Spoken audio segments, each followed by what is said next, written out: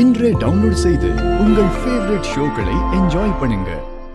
குழந்தை பிறக்கிறது எவ்வளவு நல்ல விஷயம். அவங்களுக்கு கல்யாணம் ஆகி 3 வருஷத்துக்கு அப்புறம் இப்பதான் உண்டாயிருக்கா. இந்த நல்ல விஷயத்தை ஏமா மறைச்சிங்க? எல்லாத்துக்கும் ஒரு காரணம் இருக்கு பாட்டி. காரணமா? என்ன காரணம்? உங்க வீட்டுக்கு புதுசா வாரிசு ஒண்ணு வரப்போகுது. அது வர்ற நேரம் உங்க குடும்பத்துக்கும் உங்க கணவர் குடும்பத்துக்கும் இடையில இருக்கிற பகையெல்லாம் தீர்ந்து எல்லாம் ஒன்னா சேர போறீங்க. அதோட அந்த குழந்தை பிறக்க போற நேரம் தான் நம்ம 2 பேர் குடும்பமும் ஒன்னா சேர போகுதுன்னா அப்படி ஒரு குழந்தையே நம்ம குடும்பத்துக்கு வேண்டாம். ரோஹிணிக்கு எக்காரணத்தை கொண்டு குழந்தை பிறக்க கூடாது. அதுதான் என்னோட எண்ணம், ஆசை. புரிஞ்சுதா?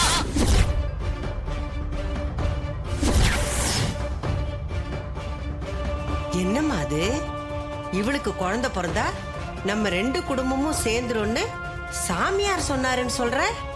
ஆமா பாட்டி. அதனால இவளுக்கு குழந்தை பிறக்க கூடாதுன்னு உன் அம்மாக்காரி சொல்றாளா? இல்ல பாட்டி, நான் குழந்தைய பெத்துக்க கூடாதுன்னு அம்மா சொல்றாங்க. அதனாலதான் இன்னைய வரைக்கும் அவங்களுக்கு தெரியாம மறைச்சு வச்சிருந்தோம்.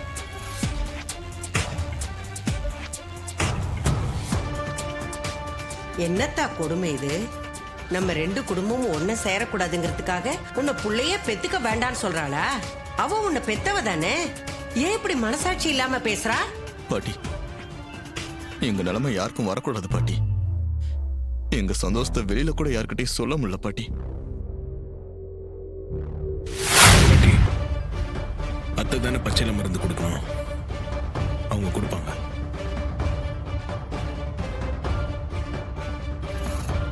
நீங்க சொல்றது நடக்குமா? கண்டிப்பா நடக்குங்க.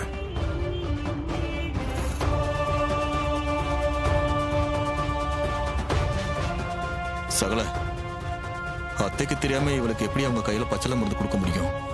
எல்லாம் முடியுங்க.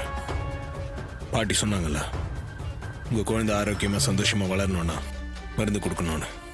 நமக்கு அதாங்க முக்கியம்.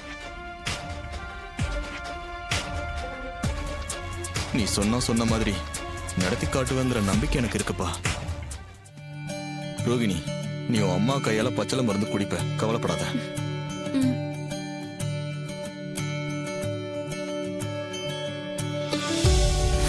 என்ன, அந்த சாமுண்டீஸ்வரி வீட்டுக்கு போயிட்டீங்களா? வந்துட்டேன் மேடம். அவங்க வீட்டுக்கு வெளியில இருக்கோம் மேடம். சரி, நீங்க உள்ள போய் நான் சொன்ன மாதிரி அந்த சாமுண்டீஸ்வரி கிட்ட பேசுங்க. சரிங்க மேடம். பார்த்து கவனமா பேசுங்க. அவளுக்கு உங்க மேல எந்த சந்தேகமும் வரக்கூடாது. நான் சொன்ன அந்த டிரைவர் பயலும் இப்ப வீட்ல இல்ல, வெளியில இருக்கான். இதான் சரியான சந்தர்ப்பம். கரெக்டா பேசிட்டு வந்துருங்க. சரிங்க மேடம்.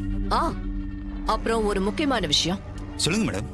அந்த சாமுண்டீஸ்வரி கிட்ட பேசும்போது குமரன் சதீஷ்னு உங்க உண்மையான பேரை சொல்லிடாதீங்க, புரிஞ்சுதா? சரிங்க மேடம். எல்லாத்தையும் நாங்க கச்சிதமா பண்ணிடுறோம், நீங்க கவலைப்படாதீங்க மேடம். சரி, வாங்க உள்ள போலாமா? போலாம் வாங்க. சாமுண்டீஸ்வரி, இப்ப வசமா மாட்டிக்க போறேன். எவ்வளவு இடம் வேணும்னாலும் சொல்லுங்க, நான் எனக்கு சொந்தமான இடத்தையே தரேன். மேடம், அது ஒரு சின்ன விஷயம் இருக்கு மேடம். என்ன விஷயம் சொல்லுங்க. அந்த இடத்த நீங்க எங்க ட்ரஸ்டுக்கு சொந்தமா எழுதி கொடுக்கணும், முடியுமா மேடம்? பெண்கள் முன்னேற்றம் தான் வீட்டையும் நாட்டையும் உயர்த்தும்னு உறுதியா நம்புறவனா? அவங்களுக்காக என் சொந்த இடத்த உங்களோட ட்ரஸ்டுக்கு நான் தரேன். ஆஹா, அக்காவை இவனுங்க நல்லா நம்ப வச்சுட்டானுங்க. அக்காவும் இடம் தரேன்னு சொல்லிட்டா. அப்ப இந்த வீடு நமக்கு தான். ரொம்ப சந்தோஷம் மேடம். நீங்க எதுக்கு ஒத்துப்பீங்களோ மாட்டீங்களோன்னு நினைச்சோம், ஒத்துக்கிட்டீங்க. உங்களுக்கு உண்மையிலேயே பெரிய மனசு மேடம். பெண்களுக்காக நான் செய்யற சின்ன விஷயம் இது. விடுங்க, இத போய் பெருசா பேசிக்கிட்டு. சந்திரா, இவங்களுக்கு பொருத்தமான இடம் எங்க இருக்குன்னு யோசிச்சு சொல்லு. நமக்கு நிறைய இடம் இருக்கிறதுனால எனக்கு டக்குன்னு ஞாபகம் வர மாட்டேங்குது. அக்கா, ஸ்கூலுக்கு பக்கத்துல நமக்கு 2 கிரவுண்ட் இடம் இருக்குல்ல, அதை உங்களுக்கு கொடுத்துடலாமே. ஆமா, அது இவங்களுக்கு கரெக்டான இடம் தான். அந்த இடத்தையே இவங்களுக்கு கொடுத்துடலாம். சரிக்கா. சந்திரா, நீ என்ன பண்றேன்னா அந்த இடத்தோட டீடைல்ஸ் இவங்களுக்கு கொடுத்துரு. பத்திரத்துல இவங்க எழுதி எடுத்துட்டு வரட்டும், நான் சைன் பண்ணி கொடுத்துறேன். அப்புறம் ரெஜிஸ்டர் பண்ணிக்கலாம். ம் சரிக்கா. ம். இவகிட்ட நீங்க இடத்தோட அளவு, சர்வே நம்பர் இந்த மாதிரி விஷயங்களை வாங்கிட்டு போய் பத்திரத்துல எழுதி எடுத்துட்டு வாங்க. நான் கையெழுத்து போட்டு கொடுத்துறேன். ம், சரிங்க மேடம். இது என்ன பேனான்னு தெரியுமா? என்ன சித்தி, எல்லாரும் யூஸ் பண்ற சாதாரண பேனா தானே? அதான் இல்ல, இது மேஜிக் பேனா.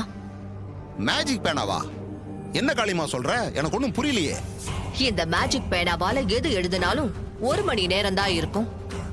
இந்த பேனாவால தான் இந்த பத்திரத்துல நான் எழுதியிருக்கேன். சாமுண்டீஸ்வரி கிட்ட இந்த பத்திரத்தை கொண்டு போய் கொடுத்தா அவ அத படிச்சு பார்த்துட்டு கையெழுத்து போட்டு கொடுத்துடுவா. அவ கையெழுத்து போட்ட கொஞ்ச நேரத்துல பத்திரத்துல இருக்கிற எல்லா வாசகமும் மறைஞ்சு போயிடும். சாமுண்டீஸ்வரியோட கையெழுத்து மட்டும்தான் எஞ்சி இருக்கும். ஏன்னா அவ கையெழுத்து போட போறது நிஜ பேனாவால.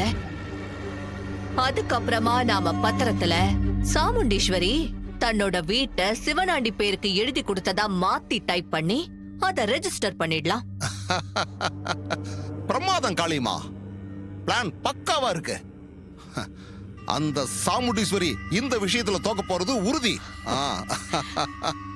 சித்தி, வீடு மட்டும் என் பேருக்கு கை மாறட்டும். அப்புறம் அவளை வீட்டை விட்டு துரத்தி இவ்வளவு நாள் நம்ம பட்ட அவமானத்துக்கு பழி தீக்கணும் அவளை. அதுக்கு தானே அவனை எல்லாத்தையும் தந்திரமா செஞ்சுகிட்டு இருக்கோம். அவளை சீக்கிரமாவே வீதிக்கு கொண்டு வந்துடலாம். நீ கவலைப்படாத. இந்த பத்திரத்தை எடுத்துட்டு போய் அந்த சாமுண்டீஸ்வரி கிட்ட கொடுத்து கையெழுத்து வாங்கிட்டு வாங்க. மத்தத நான் பாத்துக்கிறேன். சரிங்க மேடம், நாங்க இப்ப சாமுண்டீஸ்வரி வீட்டுக்கு கிளம்புறோம். சரி கிளம்புங்க. ஆனா அந்த டிரைவர் மாப்பிள்ள இல்லாத நேரமா பார்த்து கையெழுத்து வாங்கிக்கோங்க. அவன் இருந்தா நம்ம பிளானும் அவுட் ஆயிடும், நாமளும் மாட்டிப்போம். அதனால ரொம்ப ஜாக்கிரதையா இருக்கணும்.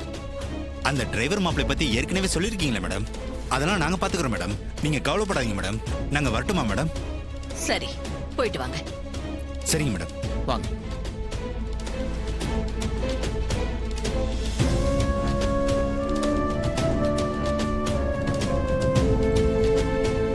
இந்த பிளான் மட்டும் சரியா ஒர்க் அவுட் ஆச்சுன்னா அந்த சாமுண்டீஸ்வரி நடு தெருவுக்கு வந்துருவா. காளியம்மா, அவ நடு தெருவுக்கு வந்தே தீரணும். வந்தே தீரணும். சித்தி, அந்த சாமுண்டீஸ்வரி நடுத்தரவுக்கு வந்து சித்திரவதை அனுபவிச்சே ஆகணும்.